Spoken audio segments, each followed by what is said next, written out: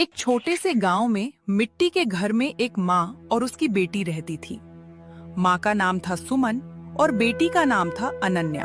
सुमन की छोटी सी रसोई ही उसकी पूरी दुनिया थी। उस रसोई में ना तो महंगे बर्तन थे, ना बड़े बड़े पकवान, लेकिन वहाँ प्यार की खुशबू हर दिन फैलती थी। अनन्या बचपन से ही अपनी माँ को खाना बनाते हुए देखती थी। माँ, आप रोज इतनी मेहनत क्यों करती हो? आपको थकान नहीं होती? थकान तो होती है बेटा, लेकिन जब मेरी बेटी पेट भरकर खाना खाती है ना, तो सारी थकान चली जाती है। अनन्या हंसते हुए माँ के गले लग जाती। माँ, जब मैं बड़ी हो जाऊंगी तो आपको कभी काम नहीं करने दूंगी। बस तू अपने सपने पूरे कर लेना बेटा, वही मेरी सबसे बड़ी खुशी होगी। लेकिन सुमन की जिंदगी इतनी आसान नहीं थी।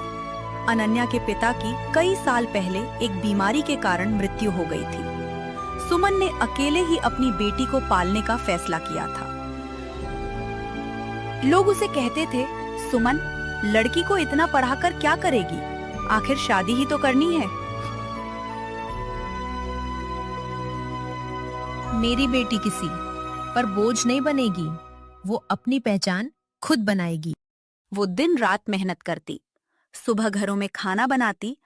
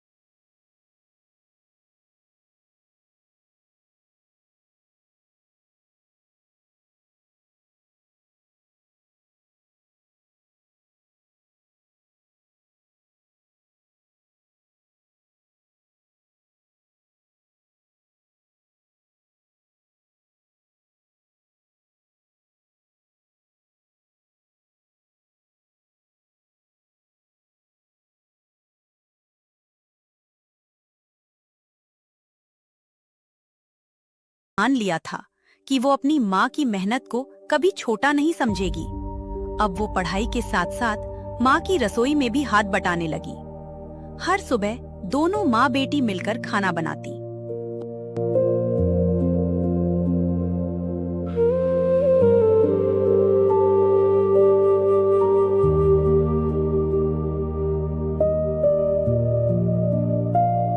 माँ, आज मैं पूरी सब्जी बनाऊंगी। आप बैठकर आराम करो। अरे वाह, मेरी बेटी तो अब मुझसे भी बड़ी रसोइया बनने लगी है। क्यों नहीं बन सकती?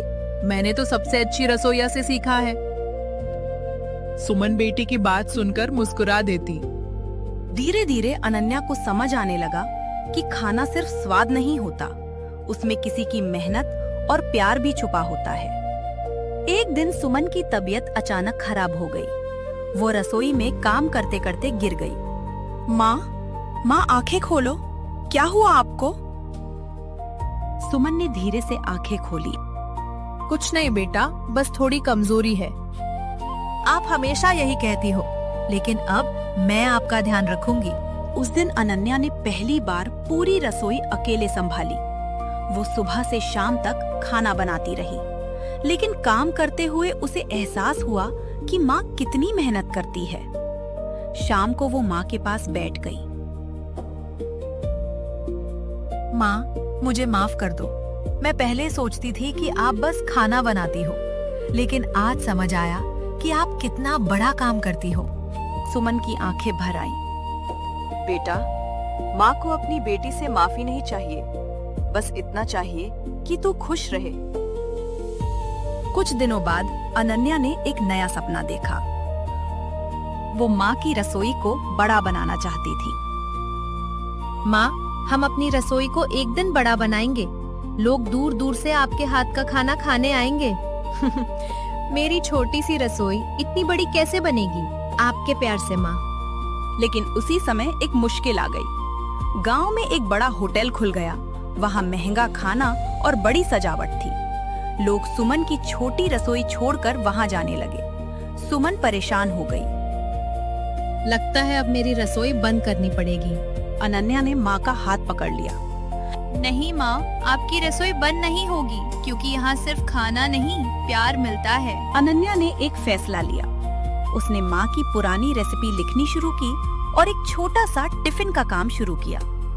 शुरुआत में सिर्फ 5 टिफिन मिले, फिर 10, फिर 20। धीरे धीरे पूरे गांव में माँ के खाने की चर्चा होने लगी। एक दिन एक ग्राहक ने कहा, बहन, तुम्हारे खाने में मेरी माँ के हाथ जैसा स्वाद है। ये सुनकर अनन्या की आंखें चमक उठी। वो घर आकर माँ से बोली, माँ, आज किसी ने कहा कि आपके खाने में माँ वाला स्वाद है। सुमन की आंखों से आंसू निकल आए। क्योंकि इस खाने में सिर्फ मसाले नहीं, एक माँ का प्यार है। अनन्या की मेहनत रंग लाने लगी थी। अब गांव के कई लोग सुमन के हाथ के खाने की तारीफ करने लगे थे। छोटी सी रसोई जो कभी सिर्फ एक घर का हिस्सा थी, अब पूरे गांव की पहचान बन रही थी। लेकिन जिंदगी में खुशियों के साथ कभी कभी मुश्किलें भी आती हैं। एक दिन शहर से एक बड़ा व्यापारी गांव में आया। उसका नाम था विक्रम। उसने सुमन की रसोई देखी और अनन्या से बोला, तुम्हारा खाना बहुत अच्छा है। अगर तुम मेरे साथ काम करो तो तुम्हें बहुत पैसे मिल सकते हैं। अनन्या खुश हो गई। सच में? इससे तो माँ की जिंदगी बदल जाएगी। हाँ, लेकिन एक शर्त है। तुम्हें अपनी पुरानी रेसिपी और माँ की रसोई का नाम छोड़ना होगा। ये सुनकर अनन्या चुप हो गई। लेकिन ये रेसिपी मेरी माँ की पहचान है। पहचान से पेट नहीं भरता, पैसे से भरता है। सोच लो। अनन्या घर लौट आई। उस रात वह बहुत परेशान थी। सुमन ने पूछा, क्या हुआ बेटा? आज मेरी बेटी इतनी चुप क्यों है? अनन्या ने पूरी बात बता दी। कुछ देर तक सुमन चुप रही, फिर धीरे से बोली, अगर तुम्हें लगता है कि ये मौका तुम्हारे सपने पूरे करेगा तो कर लो। अनन्या हैरान हो गई। माँ, आप इतनी आसानी से कैसे मान दी? क्योंकि माँ अपनी चीजों से ज्यादा अपनी बेटी की खुशी चाहती है। लेकिन अनन्या ने उस रात एक फैसला किया। अगले दिन उसने विक्रम को जवाब दे दिया, मुझे पैसे चाहिए, लेकिन अपनी माँ की पहचान खोकर नहीं। तुम्हें पछताना पड़ेगा। जिस रसोई ने मुझे प्यार दिया है, उसे मैं कभी नहीं छोड़ सकती। समय बीतता गया। अनन्या ने माँ की रसोई को और बेहतर बनाया। अब वहाँ सिर्फ गांव के लोग नहीं, दूर दूर से लोग आने लगे। लेकिन तभी एक दिन सुमन फिर बीमार पड़ गई। इस बार बीमारी गंभीर थी। डॉक्टर ने कहा, इन्हें आराम की जरूरत है। इतने सालों की मेहनत ने इनके शरीर को कमजोर कर दिया है।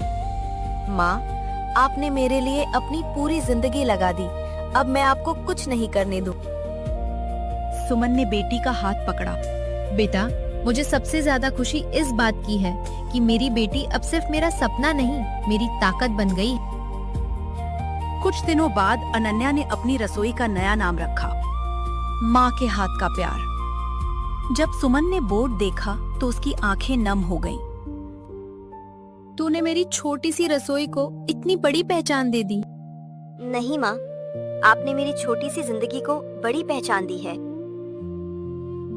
दोनों माँ बेटी एक दूसरे को गले लगा लेती हैं। कभी कभी दुनिया बड़ी चीजों में खुशी ढूंढती है, लेकिन असली दौलत वो प्यार होता है जो किसी माँ के हाथों से मिलता है। नमस्ते दोस्तों, स्वागत है आपका इस चैनल पर। आपको इस चैनल पर अच्छे हिंदी कहानियां देखने को मिलेगी, तो आप इस चैनल को सब्सक्राइब करना और लाइक करना ना भूलें। धन्यवाद।